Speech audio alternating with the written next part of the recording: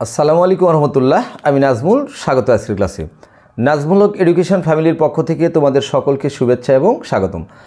সুপ্রিয় এসএসসি 2025-এর শিক্ষার্থী বন্ধুরা, আজকে আলোচনা করব ছোট্ট একটা কথাটা হচ্ছে যারা উচ্চতর গণিতে শুধুমাত্র 50-এ 40 পেতে চায়, অর্থাৎ অল্প অধ্যায় পড়ে যাদের প্রিপারেশনটা একদম মনে করে খুবই দুর্বল, অনেক চেষ্টা করেও তোমরা কামব্যাক করতে পারতেছো না বা অনেক চেষ্টা ত্রুটি থাকার কারণে তুমি এই মুহূর্তে চাপ নিতে পারতেছো না যে স্যার আমি 14টা অধ্যায় তো উচ্চতর গণিতে আছে, আমি কয়টা অধ্যায় সলভ করবো এবং কয়টা অধ্যায় সলভ করলে আমি ম্যাথে সিকিউ 50-এর ভিতরে আমি 40 বা 30 পেতে পারি বা 50 পেতে পারি। শুধু এই আলোচনাটি শুধু তাদের জন্য।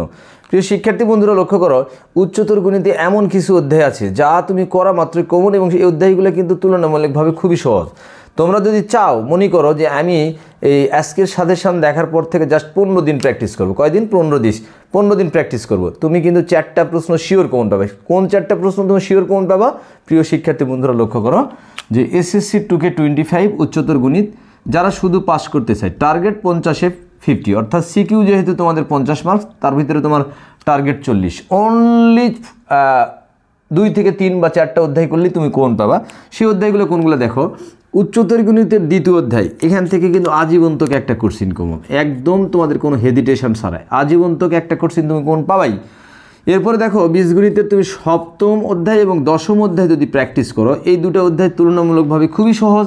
এখান থেকে তুমি তাহলে 2টা কিন্তু তোমার কমন হয়ে গেল, আর কোনো টেনশনের কোনো কারণ নেই।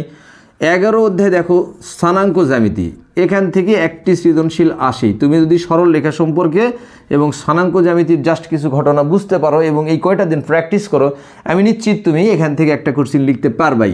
এবং 14 অধ্যায় সম্ভাবনা থেকে একটি কোশ্চিন, খুবই সহজ। তাহলে যেহেতু অলরেডি তোমাদের 2টা বছর তোমাদের অতিক্রম হয়ে গেছে, সো তারপরেও যারা প্রিপারেশন এখনও নিতে পারোনি, তাহলে এই মুহূর্তে তোমরা চাপ নিতে পারতেছো না। শুধু তাদের জন্য এই সাজেশনটি যে শুধুমাত্র তোমরা পড়বা দ্বিতীয় অধ্যায়, সপ্তম এবং দশম অধ্যায়, 11তম অধ্যায় এবং 14 অধ্যায়। তাহলে কোশ্চিন কোন পাবে কয়টা? 1টা, 2টা, 3টা, 4টা। আমার বিশ্বাস তোমরা এই মুহূর্তে তোমাদের টার্গেট 15 দিন, আজকের পর থেকে তোমরা 15 দিন শুধুমাত্র এই কয়টা অধ্যায় নিয়ে পড়ে থাকো, দেখবে তোমরা 50-এ 40 মার্কস কমন পেয়ে গেছো। আর বাকিটা যদি এই কয়টা তুমি সলভ করতে পারো, এরপরে তুমি আরেকটা অধ্যায় টার্গেট নিয়ে 50-এ 50 নম্বর পেতে পারো। আশা করি এই ছোট্ট ভিডিওর মাধ্যমে বুঝতে পেরেছো যারা উচ্চতর গণিতে খুবই দুর্বল আছো, তারা কীভাবে অল্প পড়ে পরীক্ষায় মার্কস পেতে পারো। ধন্যবাদ সকলকে। আল্লাহ হাফিজ।